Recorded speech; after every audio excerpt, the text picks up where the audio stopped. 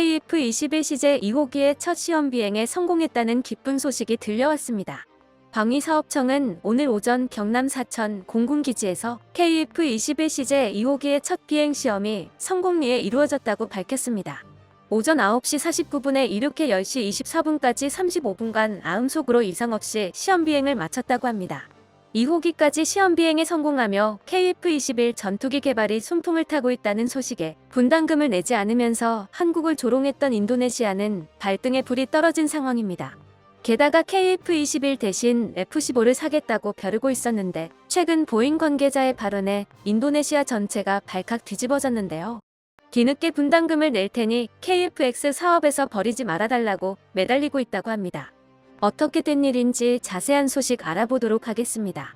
세계 항공기 박람회라도 열 모양인지 인도네시아에서 세계 각국의 전투기들을 수집하듯이 구매하고 있다는 소식 전해드렸었습니다. 그런데 얼마 전 보잉에서 인도네시아에 F-15를 팔지 않겠다고 선언해 인도네시아 국방부에 초비상이 걸렸다고 합니다. 인도네시아가 보잉으로부터 사들이려 했던 F-15EX 이글2 전투기는 F-15 전투기의 최신 개량형으로 인도네시아에서 최초로 구매를 추진하고 있었습니다. 그리고 미 국방부에서 승인이 떨어지면서 인도네시아로의 수출이 확실해 보였는데요. 제작사인 보잉에서 갑자기 판매를 거부하고 나선 것입니다. 지난 4일 블룸버그에서 보도한 바에 따르면 보잉에서 인도네시아의 대금 지불 능력이 의심된다며 수출 논의를 중단했다고 합니다. 보잉 임원들이 자카르타로 날아가 국방전시회와 별도로 인도네시아 관리들과 F-15 구입 문제로 논의를 진행했다고 하는데요. 보잉은 인도네시아가 분할 지불을 주장하고 있는 가운데 동남아시아 최대 경제 강국의 제트기 자금 조달 능력에 대해 우려하고 있다고 밝혔습니다. 우리나라 사람이면 듣자마자 납득할 수밖에 없는 이유였는데요. 이번 F-15 전투기가 인도네시아로 수출되게 된다면 총 36대, 140억 달러에 달하는 어마어마한 규모의 방산 거래가 이루어지게 됩니다. 하지만 이러한 거액을 인도네시아가 지불할 능력, 아니 지불할 의사가 있는지를 보잉 측에서는 의심하고 있다고 합니다. 인도네시아 측에서는 이번 거래도 분할 납부를 하겠다고 선언했는데요. 인도네시아 국방부 장관 프라보워 수비안토는 자금 조달 문제에 대해 다음과 같이 말했습니다. 우리는 분할 지불 방식으로 구매할 수 있어야 한다고 분명히 요청했습니다. 한 번에 모든 것을 할 수는 없습니다. 미국과의 거래에서도 분할 납부를 고집하겠다는 것이죠. 우리나라가 KF-X 분담금 분할 납부를 허락해줬다가 어떻게 됐는지는 모두가 알고 있습니다. 인도네시아에 대한 신뢰를 완전히 잃어버린 보잉 측은 대금 지불 방법이 확실하게 정해지지 않는 이상 F-15 판매 논의는 이루어질 수 없다고 밝혔습니다. 지난 몇 년간 인도네시아 국방부는 이해할 수 없는 다국적 무기 구입 행진을 이어왔습니다. 한국에서 T-50을 구매하고 KF-X 사업으로 KF-21까지 구매하기로 해놓고선 미국, 러시아, 프랑스, 인도, 스웨덴 등 전 세계 국가들의 전투기들을 한 번씩 찔러보고 구매하고 있습니다. 공군뿐만 아니라 인도네시아 육군과 해군에서도 이곳저곳에서 무기를 사들이며 누더기식 무기체계를 구성하고 있는데요. 지난 10월 14일경 인도네시아 해군은 인도와 40mm 함포 시스템 구매 계약을 체결했습니다. 인도가 인도네시아로 무기 시스템을 수출하는 첫 사례로 어떤 함선에 탑재될지는 밝혀지지 않았다고 합니다. 게다가 터키 미사일 제작사인 로켓산과 칸탄도 미사일 시스템과 방공미사일 시스템 계약을 체결했다는 소식도 들려왔습니다. 로켓산이 개발한 보라 전술탄도 미사일의 수출 버전인 칸 미사일은 사거리가 2800km에 달하는 지대지 탄도 미사일입니다. 로켓산에서 제작한 차량 플랫폼과 다연장 로켓 발사 시스템에서 발사가 가능한데요. 그동안 군사 확장의 근거로 삼던 중국은 인도네시아에서 4000km 이상 떨어져 있어 미사일 사정거리에 닿지도 않습니다. 뿐만 아니라 현재 우크라이나 전쟁에서 대활약을 펼치고 있는 터키제 무인기 바이락타르의 구매 협상에 들어갔다고 합니다. 기술 이전과 터키의 차세대 무인기 개발 프로젝트의 참여를 조건으로 구매 협상을 진행 중이라고 하는데요. 섬과 섬을 넘나들며 벌어지게 될 국지전의 정찰과 폭격을 위해 사용할 예정이라고 합니다. 수상한 의도가 엿보이는 인도네시아의 무기 구매 목록에 중국이 아니라 주변국들이 경계를 끌어올리고 있습니다. 아무리 보아도 중국보다는 주변 동남아 국가들을 겨냥한 무기체계 도입처럼 보이기 때문입니다. 실제로 인도네시아는 주변국과 오랜 시간 영토 분쟁을 이어오고 있었습니다. 남중국해에서 벌어지는 영해 분쟁에 중국의 비중이 100%일 거라고 생각하기 쉬운데요. 사실 인도네시아 역시 만만치 않게 영해권을 차지하기 위해 주변국들을 위협하고 있는 국가입니다. 동남아시아에선 인도네시아가 가장 큰 경제대국이자 군사 강국으로서 강력한 영향력을 행사하고 있는데요. 말레이시아, 필리핀, 베트남 등 주변국들과 영토 문제로 빈번하게 다투고 있으며 무력 시위를 벌이는 경우도 허다했습니다. 과거 인도네시아 초대 대통령인 수카르노가 필리핀 대학교 졸업식에서 민다나오는 인도네시아의 일부였다는 폭탄 발언을 해 필리핀과의 관계가 급속도로 악화되기도 했었습니다. 민다나오는 필리핀 영토의 절반 가까이 차지하는 큰 섬인데요.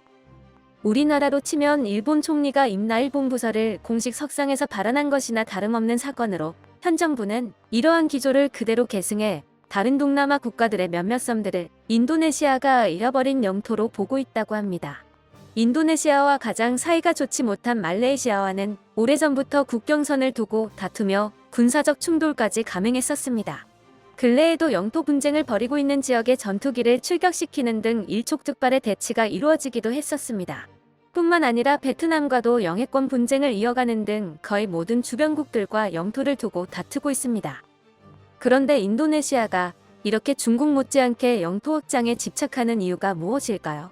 인도네시아는 2억 7천만 명에 달하는 세계에서 네 번째로 인구가 많은 나라이자 세계 최대의 섬나라입니다. 과거 1900년에서 2000년까지 인구가 무려 1억 명이나 늘어나는 소위 인구 폭발이 일어났었는데요. 이에 대한 부작용으로 속이 골마가고 있는 상황입니다. 인도네시아 인구의 80%가 섬 하나에 몰려있을 뿐만 아니라 수도 자카르타는 무리한 도시 확장으로 환경 오염이 심각한데 집안 침하까지 이루어지고 있어 긴급하게 수도 이전이 진행되고 있습니다. 이 수도 이전 계획의 비용만 327억 달러에 달하고 기존 수도인 자카르타를 완전 버릴 수도 없기에 집안 침하를 막기 위해 400억 달러의 예산이 배정되었다고 하는데요. 전문가들은 이는 최소치에 지나지 않고 계획의 수배에 달하는 예산이 추가 지출될 것이라 보고 있습니다. 자원 수출로 사상 최대 수출액을 달성했다고 하지만 경제가 휘청거릴 만큼의 비용 지출이 예상되고 있어 허리띠를 졸라매야 하는 상황인데도 무기 수입 저변을 늘려나가는 인도네시아의 의도가 의심되는 상황입니다. 보잉과의 거래가 무산되며 인도네시아에 대한 국가적 신뢰도가 바닥까지 추락했다는 사실이 드러났습니다. 조금만 한국과 인도네시아와의 사업을 자세히 본 사람들이라면 당연히 알 수 있는 사실이죠. 국가와 국가 사이에 그것도 안보 문제까지 걸린 중대한 계약을 이런 식으로 어기는 건 국가의 신용도를 깎아내리는 어리석은 행위입니다. 그런데 뒤늦게 이미지 회복에 나선 것인지 인도네시아 정부에서 밀렸던 분담금 8천억을 지불하겠다고 나섰는데요. 지난 2일 KF21의 개발사인 카이의 강구영 사장은 인도네시아 정부가 약속이행 담보금을 송금해 입금이 됐다고 밝혔습니다. 무려 46개월 만에 8천억 중 겨우 94억 원을 지불했다고 합니다. 전체 미납금의 1.17%밖에 되지 않는 금액이죠. 4년에 1%씩 이런 속도로 분담금을 전부 받아내려면 앞으로 400년은 걸릴 것 같습니다. 인도네시아는 소액이라도 지불한 거라면서 KFX 사업에 계속 남아있고 싶다는 의사를 밝혀왔는데요.